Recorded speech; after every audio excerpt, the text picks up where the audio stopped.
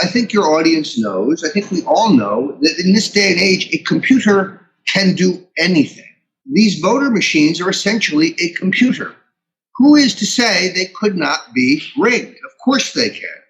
Now, you ask me why the Republicans don't do it. Quite sadly, I think they do. That's why I briefly had to leave the Republican Party and become a libertarian. I have no doubt that after the last election, when Karl Rove, who was George Bush's campaign manager and a Romney partisan, insisted that, no, your numbers have to be wrong, he said on Fox. Romney will definitely carry Ohio. The reason he was so certain is because it was bought and paid for. He knew the fix was supposed to be in.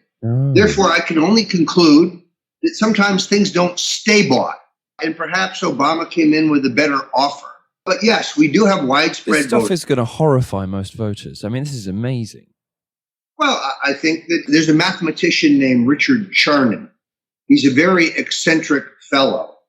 Last time I met him, he was wearing a ski jacket in 90-degree weather. He's one of those.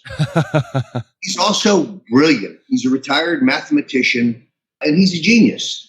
He's written an extensive monograph on how every election in the state of Wisconsin in the last decade has been stolen.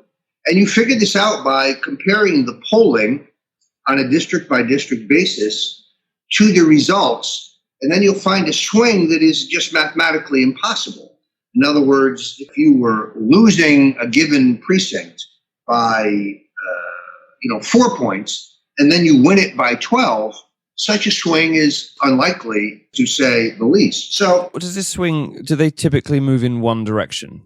Oh yeah, the elections are rigged for one entity or the other. So, right. Who are the perpetrators? Well, the perpetrators are the people who manufacture and sell these machines.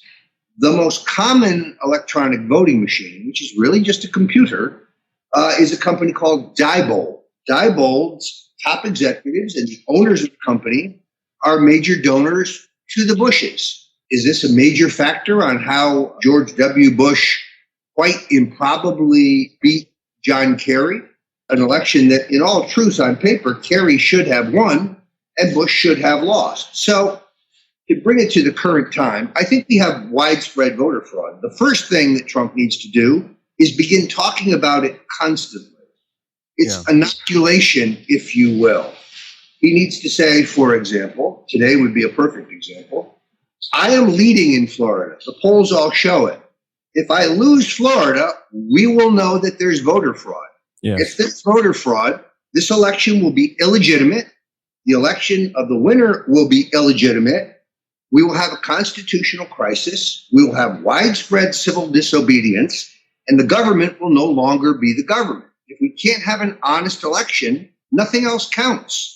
I think he's got to put them on notice that their inauguration will be a rhetorical, and when I mean civil disobedience, not violence, but it will be a bloodbath. The government will be literally shut down if they attempt to steal this and swear Hillary in. No, we will not stand for it. We will not stand for it. So, I mean, the dream here, the ultimate, I mean, the ideal is that he wins by such a significant margin nationally that this is unnecessary. But it's interesting to hear you say this, and it's funny also because Trump will go there. He will go to the places other politicians won't.